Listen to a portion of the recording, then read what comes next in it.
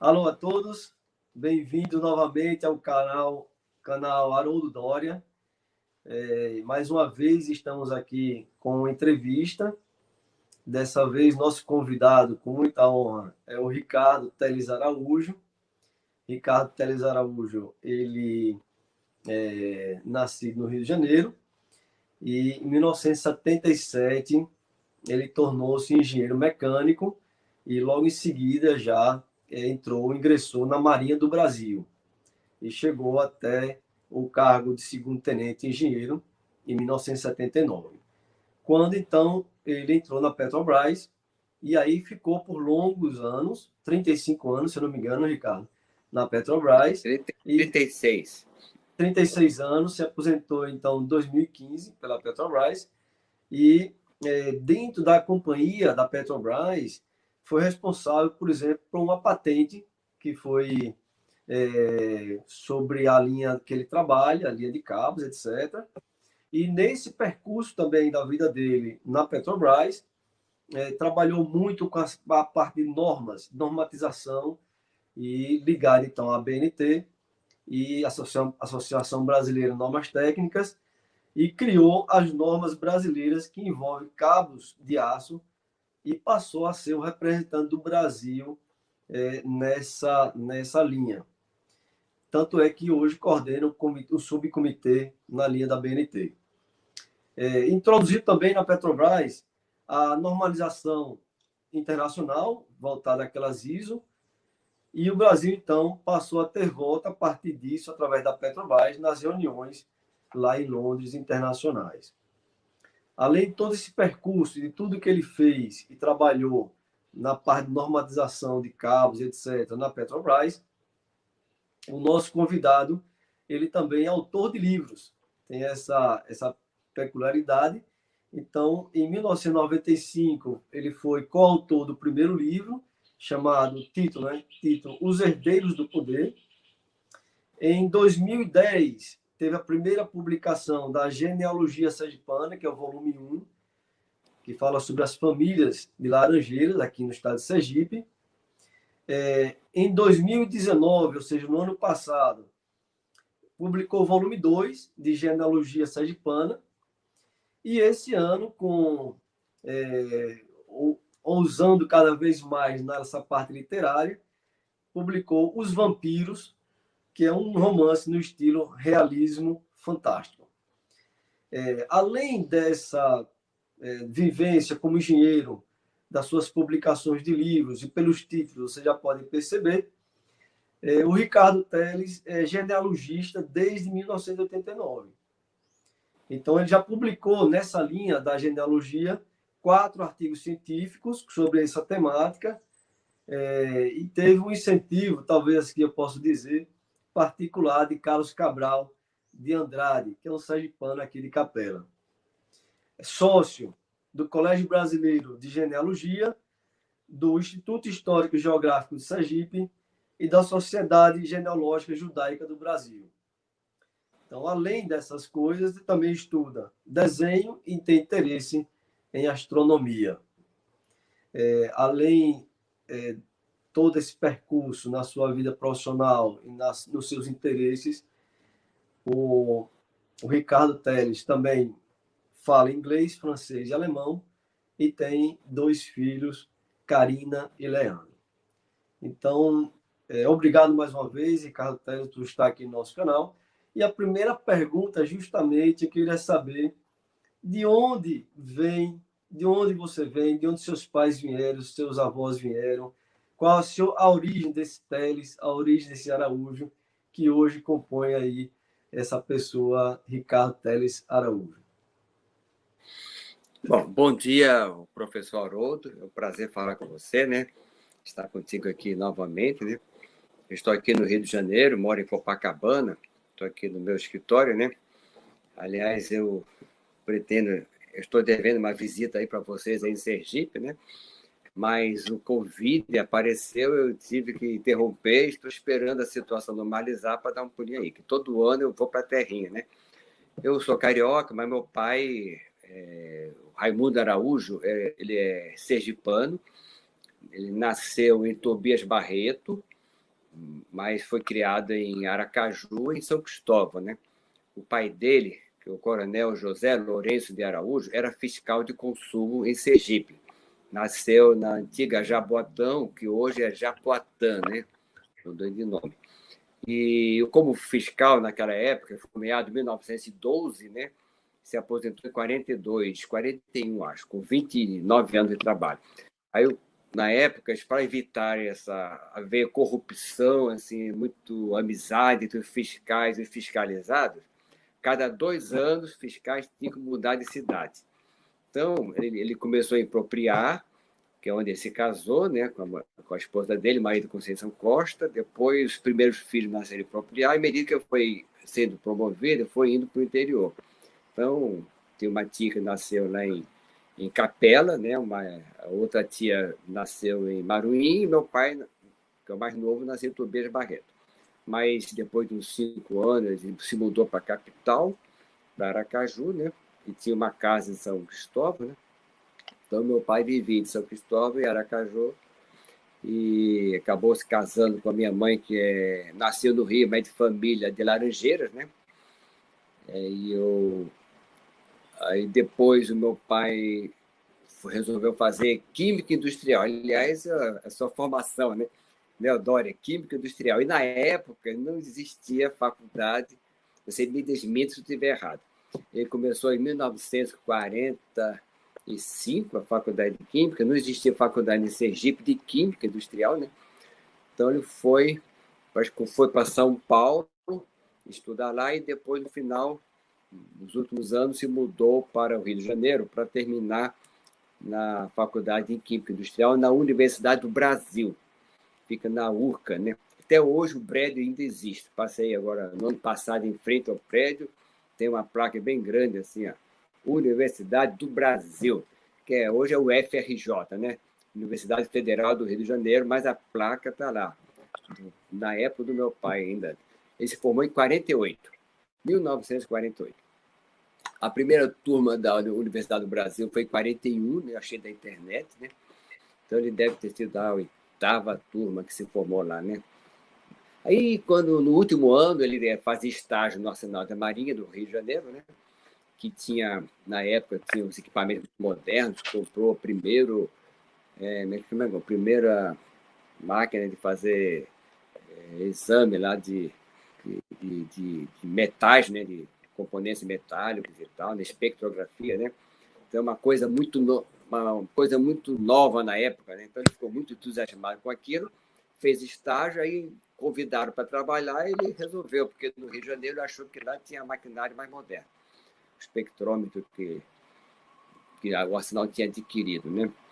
Aí ficou no Rio, os pais dele de Sergipe já tinham se mudado para o Rio de Janeiro, antes, em 46, se não me engano, né? Aí então ele já tinha um apoio familiar, né? No início ele foi morar justamente numa casinha ao lado da casa dos pais, nos fundos da casa dos pais. Depois, até que comprou sua residência, ele ficou sempre morando no Rio, e eu nasci no Rio por isso. Nasci em 55, né? Lá em Vila Isabel, né? E como eu sempre, desde a infância, com meu pai, que eu via dele, chamava muita atenção. Era a quantidade enorme de livros que ele tinha, dizia que tinha 2.000 livros, nunca eu contei, mas aí dizia que tinha 2.000 livros, depois no final dizia que tinha 3, que a quantidade de livros foi aumentando, e sei que só via a estante cada vez aumentando. Ia fazer mais um esticadinho na estante, alargava mais, botava mais umas prateleiras, aí foi criando. Ele lia desde os 11 anos de idade. Quando a mãe dele deu um livrinho de presente para ele, desde os 11 anos de idade, nunca mais parou de ler. Todos os livros dele ele assinava, botava a data, e eu herdei esses livrinhos dele lá, né?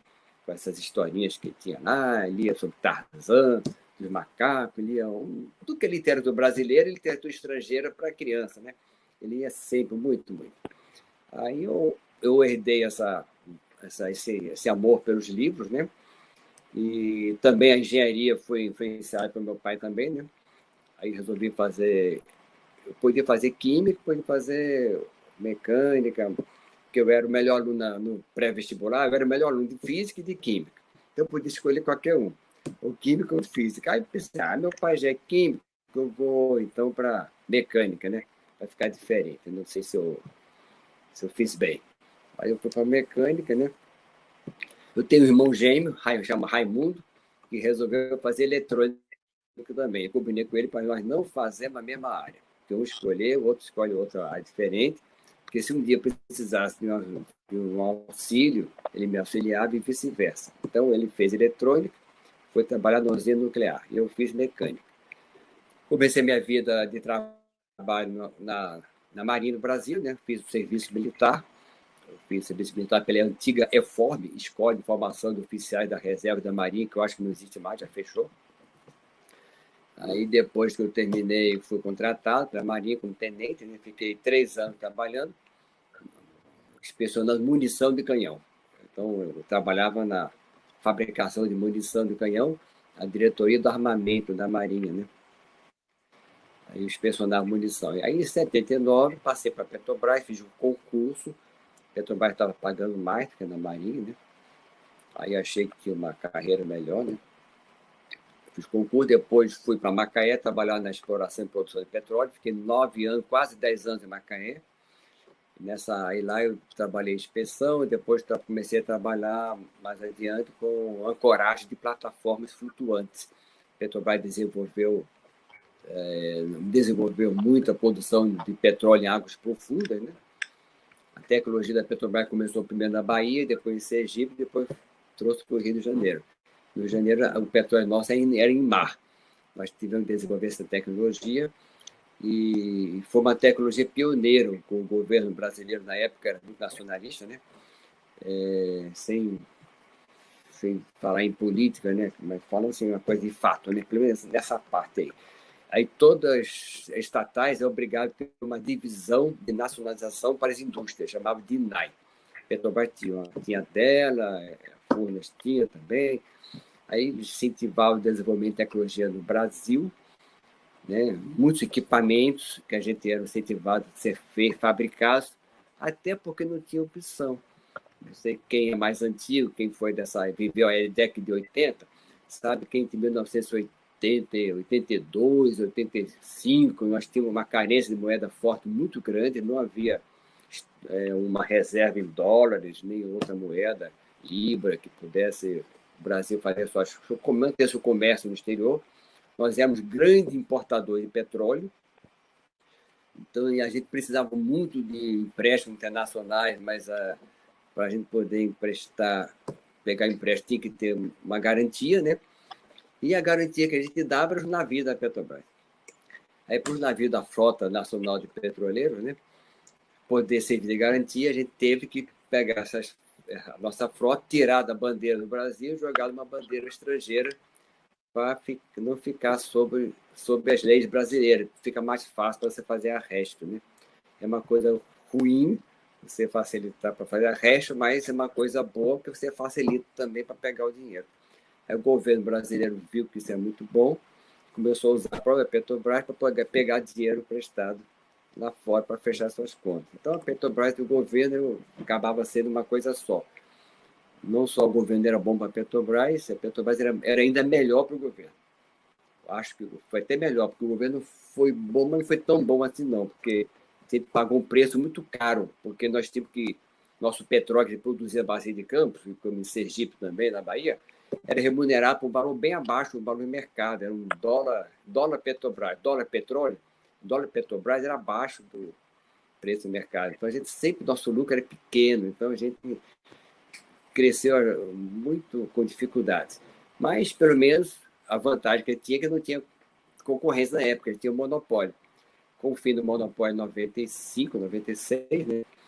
Aí nós já começamos a pleitear, vamos usar agora o dólar de mercado, não faz mais sentido ficar com dólar de mercado, dólar mais baixo, né? Vendendo nosso produto mais baixo, porque vamos concorrer com empresas de fora. Então, o governo autorizou a gente trabalhar com dólar de mercado, nosso lucro aumentou muito.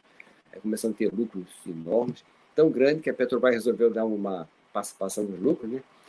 Para os empregados, né? A gente ganhava uma participação que era uma mixaria, Aí, quando a gente começou a praticar preço de mercado, a participação do lucro passou a ser um salário a mais. Não é como se fosse chegar no final do ano, tinha um salário a mais, e era uma beleza, trabalhando na Petrobras na época, né? Aí bom, em termos de carreira, aí fui trabalhar fui desenvolver materiais de ancoragem das plataformas. A Petrobras tinha os poços mais profundos em produção do mundo, em águas profundas, né? Onde a Petrobras disputava com a Shell. As duas grandes empresas com especialidade em produção em águas profundas. Então, às vezes a Shell batia o recorde de 700 metros, logo em seguida, 3 meses depois, a Petrobras fora do posto, produzia com 800, a Shell ia com 1.000, a Petrobras ia com 1.300, ficava essa dobradinha. Eram as duas maiores tecnologias mundiais em produção de petróleo em águas profundas, Petrobras e Shell. E, na década de 90, teve um colega nosso lá que fez doutorado na Inglaterra, né, e ele nos trouxe os cabos de poliéster. Vamos ancorar essa plataforma com cabo de poliéster, que são cordas, né? Poliéster é pano, usa para fazer camisa, né? Tecido, né?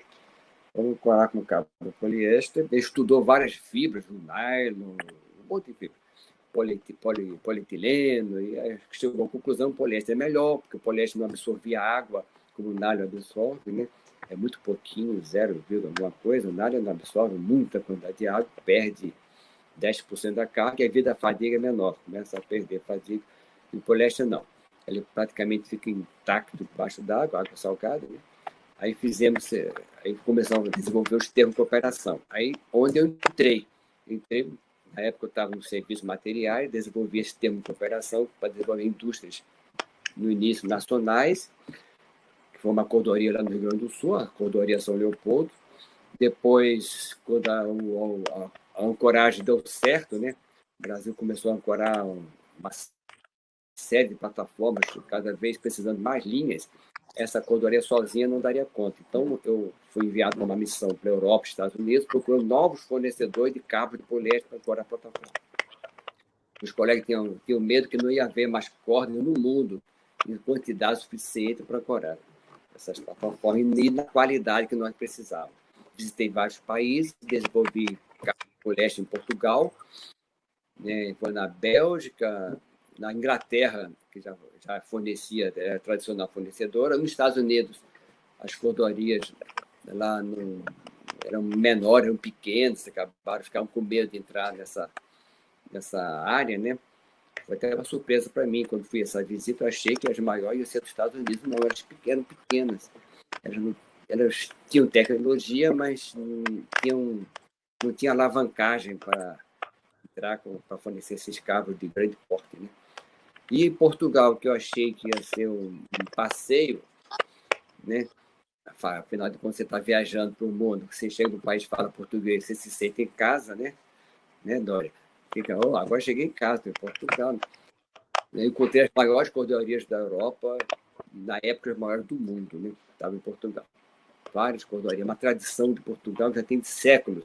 Essas cordoarias, 200, 100, 200 anos, 300 anos, muito antigas, né? Então, eu comecei a desenvolver o termo de cooperação com 4 empresas, uma de Portugal, uma da Bélgica, da Inglaterra e essa cordoaria São Leopoldo. Fizemos a ancoragem da plataforma P36, que infelizmente um ano depois afundou, mas os cabos estão lá guardados debaixo d'água. Não foi por culpa dos nossos cabos, né? E com isso, aí nós resolvemos desenvolver uma norma de cabo de poliéster para ancoragem de plataformas, norma internacional na ISO, porque as sociedades classificadoras que aprovam todos os projetos de navios e plataformas flutuantes, eles não aceitavam as normas da ABNT. Não, as normas têm que ser internacionais, porque os nossos certificados são internacionais.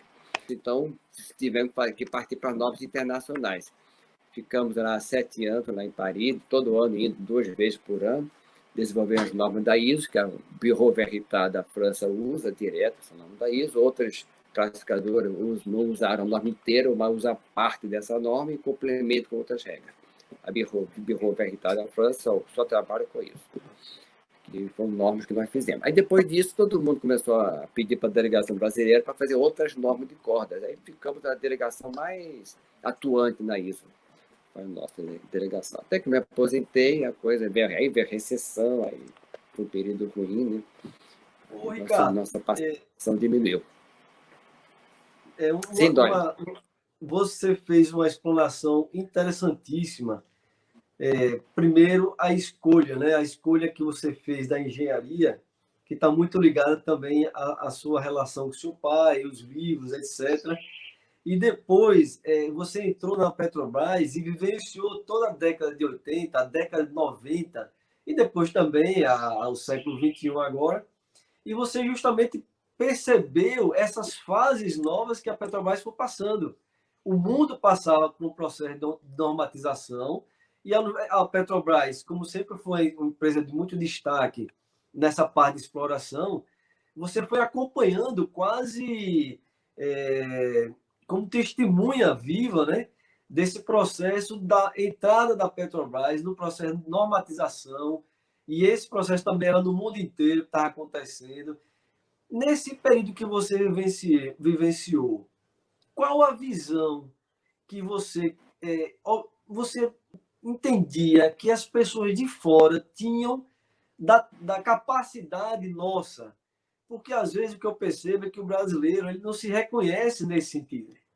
É como se a gente olhasse para todo mundo e dissesse lá fora é sempre melhor do que a gente, sobre qualquer aspecto.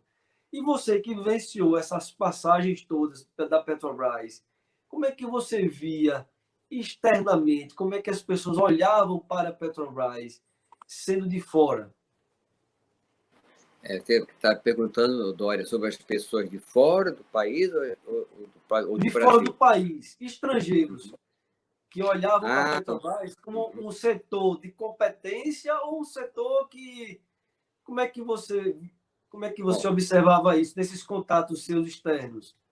nessa área de produção de petróleo em águas profundas, como a Petrobras era campeã, disputando com a Shell, né, como eu falei, então era reconhecida mundialmente, na Europa toda era reconhecida, né? Para você ter uma ideia, uma vez eu fui dar uma palestra para o Instituto for International Research, lá na Inglaterra, IIR. Aí, quando eu ofereci para falar sobre o desenvolvimento dos cabos poliéster, essa palestra, o cenário é para falar de ancoragem de plataformas, né? Eu ofereci essa palestra e botaram a minha como sendo a palestra inaugural para abrir o Instituto. Então, eu falei com o auditório cheio, todo mundo assistindo, era a palestra inaugural, né? Fiquei meio nervoso, né? Para a primeira palestra que eu fiz em inglês, né? Nunca tinha falado com um público, um auditório assim, em inglês, né? Fiquei até com medo de eu não entender direito uma pergunta. Eu pedi lá para a pessoa que coordena para que as perguntas fossem feitas por escrito, né? Aí eu lia e respondia, né? Assim, para não acontecer de eu entender errado, como já vi uma palestra dada por um colega aqui no Brasil, né? A pessoa perguntar um negócio e responder outra, né? Porque ele não entendeu a pergunta em inglês, né? Então eu fiquei com medo, mas acabou que não tive problema não. Mas foi só um cuidado que eu tive. Mas eu achei interessante, foi botar na minha palestra uma primeira, né? Nas reuniões da ISO, quando a gente ia para a Petrobras, todo mundo ficava olhando, a delegação brasileira, qualquer coisa da Petrobras, eles ficavam olhando, águas profundas era Petrobras. E não é só ancoragem, não, porque não, assim, essa ancoragem de poliéster foi uma invenção nossa, né? A Petrobras, o nosso colega César Del Vecchio, que fez um doutorado lá na Inglaterra, né? Mas a própria âncora que a gente usava depois, chamava âncora torpedo, foi uma outra patente da Petrobras. Foi um outro colega que inventou âncora torpedo. Todo mundo cravava com aquelas âncoras tradicionais, âncora de arraste, ia arrastando, e à medida que ia arrastando a âncora, ia cravando, ia entrando dentro da lama. Quando chegasse mais ou menos 25 metros, já chegar no torque necessário, na tração necessária para poder segurar a plataforma. Porque quando você fala de 1.000, 1.200, 2.000 metros de lâmina d'água, você tem lama lá embaixo, né? Não tem aquela lama. Então a âncora vai penetrando nessa lâmina, né? Aí o colega inventou a âncora torpedo. Por que não pegar um torpedo, aí solta de uma altura lá de uns 30 metros de altura, 20, 30 metros de altura, ele vai e crava. Aí deu certo, né? Aí os caras foram desenvolvendo um torpedo no formato de míssil, né? Parecia um míssil, só que funcionava por gravidade. Você jogava a 30 metros, aí ele cravava, né? Aí a coragem bem mais rápida e com a vantagem que tinha um ponto mais certo. Você cravava no ponto que você queria, que a ponto de coragem que você queria. Quando é âncora de arraste, não. Você quer chegar no ponto, você começa arrastando uns 30 metros de distância, 50 metros. Aí você calcula para ver se chega naquele ponto, mas nem necessariamente não chega. Às vezes chega 10 metros para um lado, 10 metros para o outro. Porque você tem que parar a cravação quando você consegue a tensão que você quer. Tração, né? Tração que você está querendo. Então, o torpedo, você conseguir acertar o ponto certo. Com a patente da Petrobras, que todo mundo depois começou a copiar e tal. Mas a Petrobras fez várias patentes. A minha patente foi até pouquinho, né? Uma coisa, em comparação com meus colegas, fizemos cada patente. Essa de torpedo é a patente que deu mais de bilhão. Mais de R$1 bilhão de economia para a Petrobras. E a Petrobras não valorizou muito isso, não, porque a gente nunca, na hora de licenciar a patente, a Petrobras não deixava os outros pagarem a licença, porque a legislação dizia que você tinha que, a empresa ficava com uma parte, mas uma parte do dinheiro tinha que dar para o inventor. Aí, eu acho que o brasileiro tem essa inveja, né? Não quer que o cara ganhe muito dinheiro, né? Somente se o cara é peão, é engenheiro peão, né? Não é chefe de nada, né? Aí os gerentes não deixam você. Então, não vende a patente, né? Bom, enfim, mas o via lá do exterior é muito bem considerado. Infelizmente, aqui dentro, às vezes as pessoas têm uma certa ciumada, né?